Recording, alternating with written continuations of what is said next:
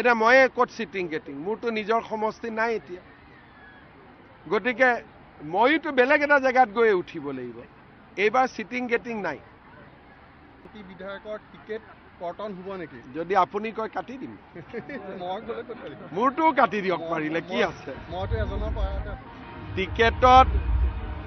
টিকেটৰ ক্ষেত্ৰত আমি ইয়াত ক'বলগীয়া একো নাথাকে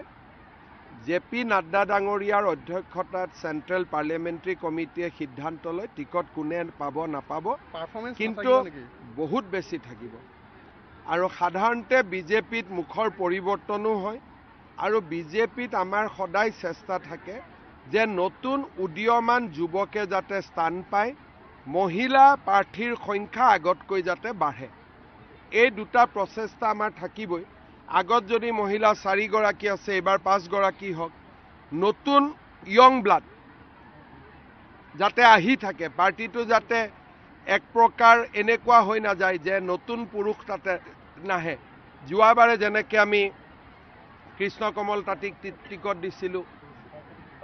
একদম ডেকা ল'ৰা হিচাপত গতিকে এইবাৰো তেনেকুৱা ডেকা ল'ৰাই নিশ্চিতভাৱে টিকট পাব কোন সমষ্টিত পায় তাক মই ক'ব নোৱাৰোঁ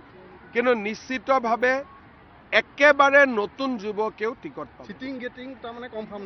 আমাৰ পাৰ্টিত চিটিং গেটিং নাথাকে আৰু এইবাৰ চিটিং গেটিং এনেও নাই কিহৰ কাৰণে সমষ্টিবিলাকেই পৰিৱৰ্তন হৈ গ'ল এতিয়া ময়ে ক'ত চিটিং গেটিং মোৰতো নিজৰ সমষ্টি নাই এতিয়া গতিকে মইতো বেলেগ এটা জেগাত গৈ উঠিব লাগিব এইবাৰ চিটিং গেটিং নাই